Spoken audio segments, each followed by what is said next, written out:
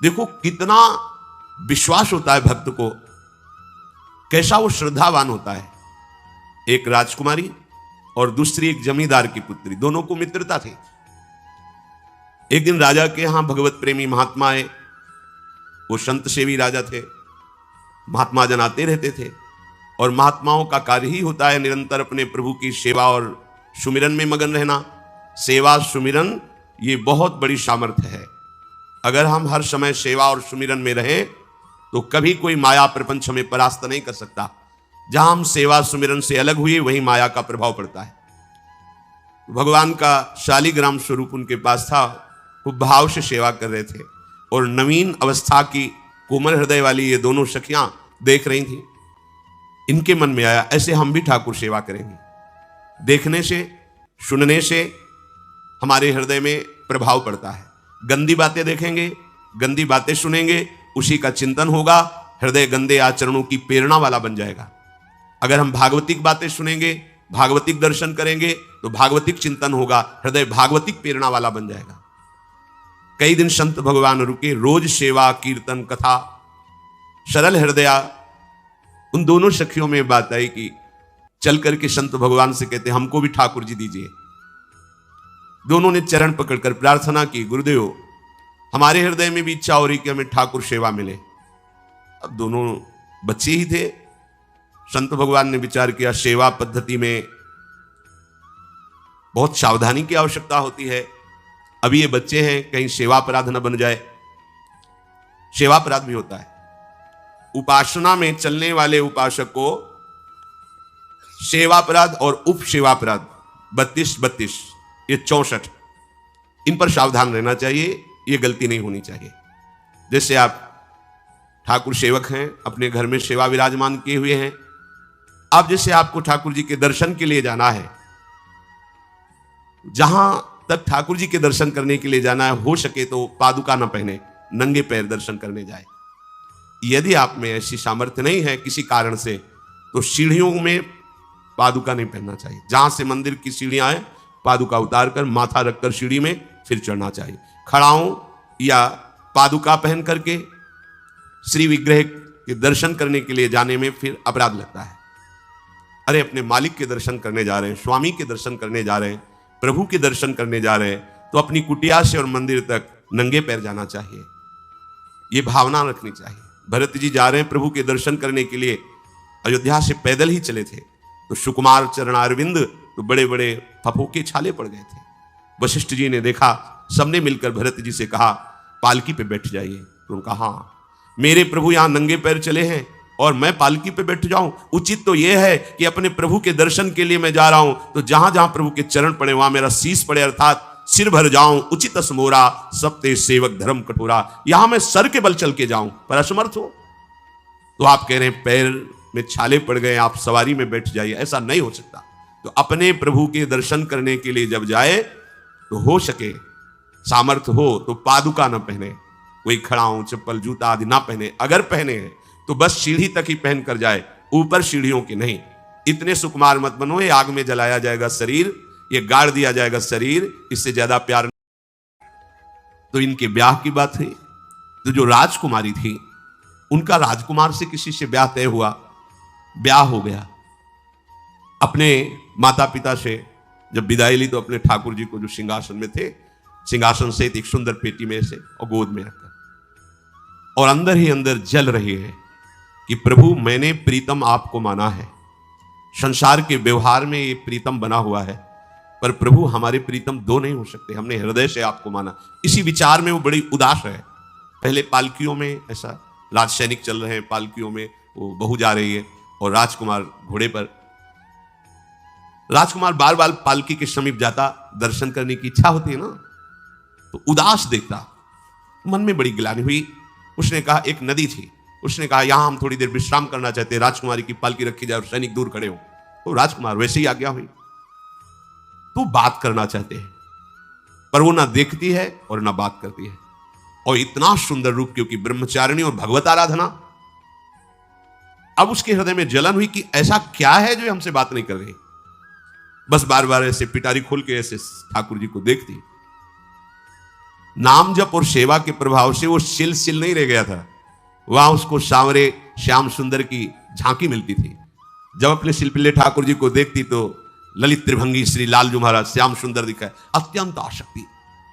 गुरु प्रदत्त किसी भी शब्द में, किसी भी वस्तु में दिव्यता होती है, बस हमारी भावना होनी चाहिए। अरे बोले ये हम नहीं दे सकते, ये गुरु प्रदत्त है, नहीं हम प्राण दे सकते हैं, लेकिन ये नहीं। जिसका गुरु वचन पर, गुरु प्रदत्त वस्तु पर, गुरु प्रदत्त ठाकुर पर दृढ़ निष्ठा हो गई, वही सिद्ध हो जाता है। अब उसने समझ लिया कि पिटारी में जो कुछ है यही हमारे और राजकुमारी के बीच में बाधा है। 2-4 दासियों को बुलाया और कहा इनको बातों में उलझाओ, पिटारी पीछे हमें दो। वो प्रवीण दासियां उनको विनोद भाषा में, हंसी मजाक में बात, लेकिन वो उदासीन। धीरे से गोद में पेटी थी, ले ली, हम लिए हुए हैं, आप बातचीत में सारा, और पेटी उनको दे दी। राजकुमार ने राजकुमारी से कहा यही पेटी तो हमारे आपके बीच में बात, फेंक दी नदी में। अब तो जो उसके हृदय में पीड़ा हुई, भारी व्याकुलता। अब राजकुमार सैनिकों के साथ तुरंत पालकी उठवाई, मैं ले गया। पर वो आसक्त है, इतनी सुंदर राजकुमारी, क्योंकि भागवतिक तेज से संपन्न में आकर्षण होता है। राजकुमारी ने कहा यदि हमारे ठाकुर नहीं तो मैं नहीं, आज से अन्न जल त्याग, प्राण त्याग दूंगी अगर हमारे ठाकुर जी हमारे समीप नहीं तो। आज से अब एक बूंद पा, कैसे पिए, अपने ठाकुर को भोग लगा के पाला है और ठाकुर जी फेंक दिए गए। भारी व्याकुलता, जैसे मीरा जी कहते दृश्य बिन दुख न लागे, नहीं, न रात में नींद है न दिन में अन्न जल है, व्याकुलता। अब भयभीत हो गया राजकुमार। पूरा महल इस विषाद से हो गया कि अगर नवीन राजकुमारी प्राण त्याग देती है तो क्या होगा लोक समाज में, कि अभी नवीन राजकुमारी गई, ये लोग ऐसे निर्दयी हैं कि ऐसा व्यवहार किया कि उसने प्राण त्याग दिया। राजकुमार घुटने में आ गया, घुटने टेक कर राजकुमारी से कहा मैं तुम्हें दुखी नहीं करना चाहता, पर मैं तुमको छोड़ भी नहीं सकता। अब हमें आप वो उपाय बताओ जिससे आप मुस्कुरा दो, आप प्रसन्न हो जाओ। तो उनका, हम अपने ठाकुर के बिना जीवित नहीं रह सकती, यदि आप हमें जीवित देखना चाहते तो हमारे ठाकुर जी ला के दो। हमारी भागवतिक निष्ठा ऐसी होनी चाहिए कि जो गुरु जी ने मंत्र दिया है, जो गुरु जी ने उपासना दी है, उसमें दृढ़ विश्वास होना चाहिए। हमारे अंदर किंचन मात्र फिसलाव नहीं होना चाहिए। और आगे जो महामहिम सूत्र है, जब तक हमारा मन प्रभु में समर्पित ना हो जाए तब तक पाप होने की संभावना होती है, बड़े बड़ों से चूक हो जाती है। इसमें यह नहीं कहा जा सकता कि हम इतने वर्ष से साधन में लगे, हमसे चूक नहीं होगी, ये तो भूल जाना। बड़े बड़ों से चूक करवा देना माया का कार्य होता है, पर जिनका मन प्रभु को समर्पित हो गया है उनसे चूक नहीं हो सकती। इसलिए जो अगला सूत्र वर्णन किया कि जितने भी पापाचरण होते हैं वो सब मेरे से होते हैं, ऐसा उपासक दृढ़ निश्चय करे। ऐसा नहीं कि पापाचरण भगवान से, भगवान करा रहे हैं। जिन लोगों का एक प्रश्न होता है कि जब सब कुछ भगवान करा रहे हैं, भगवान की इच्छा के बिना पत्ता भी नहीं हिलता, तो जो हम पापाचरण, गलत आचरण, वो भी तो भगवान ही करा रहे हैं। इस विषय को समझना है। आज के समाज का जो मानसिक स्तर है, जब हम त्याग की बात करते हैं कि गंदे आचरण नहीं करने चाहिए, तो जो समझाया जाता है, जो समझ है आज की आधुनिक, वो ये समझ है, कुछ ऐसे जनों ने ये निर्धारित भी किया है कि बहुत भोग कर लेने पर फिर समाधि की प्राप्ति होती है। अगर ऐसा होता तो लाखों लोग समाधि को प्राप्त होते, लाखों लोग बिना साधना के। क्यों? बचपन से लेकर के पूरे जीवन तक भोग ही भोग रहे, सब समाधि में पहुंच जाते। प्रायः सबके दिमाग में बात बैठी है कि अगर हम भोग ले तो हम मन को समझा सकते हैं, लेकिन आप बात अनुभव की समझ लीजिए कि आप भोगने के लिए जे ही गए तो मन के गुलाम बन करके गया, वो कभी तुम्हें मुक्त होने का अवसर नहीं देगा।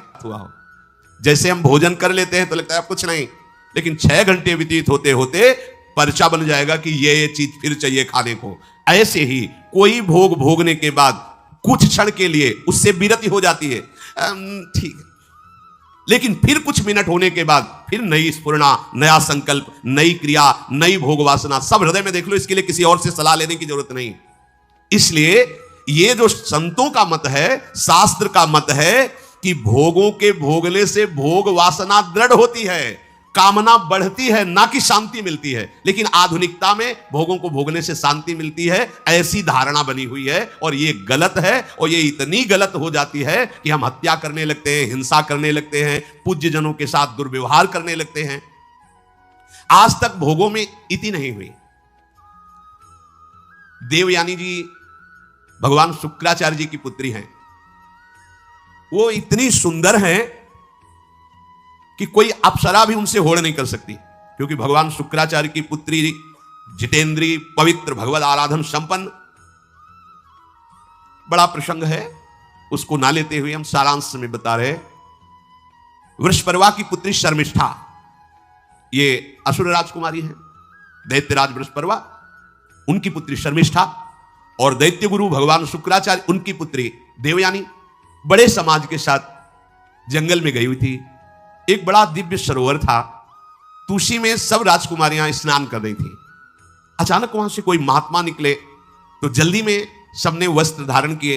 तो शर्मिष्ठा के वस्त्र देवयानी ने, और देवयानी के वस्त्र शर्मिष्ठा, वो महात्मा निकल गए। वहां कोई उनको टिकना तो था नहीं। देवयानी ने देखा कि मेरे पवित्र वस्त्र, देवयानी ने वस्त्र धारण नहीं किया शर्मिष्ठा के। जब वो महात्मा चले तो देखा कि हमारे वस्त्र राजपुत्री शर्मिष्ठा धारण किए। तो उनका, तुझे पता है मेरे वस्त्रों को स्पर्श करने का भी तेरे को अधिकार नहीं, तूने धारण कैसे कर लिया? तो उनका, ज्यादा मत बोल, इतना गुमान करके मत बोल। जैसे सब सेवक पलते हैं मेरे महाराज से, ऐसे तेरा पिता और तू भी मेरे महाराज के द्वारा ही पोषित है, क्योंकि वो तो राजा है, सारी सेवाएं वही देते हैं।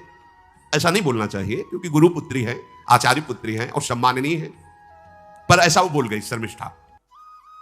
देवयानी ने कहा, तुझे पता है अगर मेरे पिता की दृष्टि बदल जाए तो 2 मिनट में देवता तेरे पिता सहित संपूर्ण राज्य को नष्ट कर देंगे। मेरे पिताजी के भय से ही देवता आक्रमण नहीं कर। शुक्राचार्य मंत्रवेत्ता है। ज्यादा बात बढ़ गई तो राजकुमारी का शासन चलता है।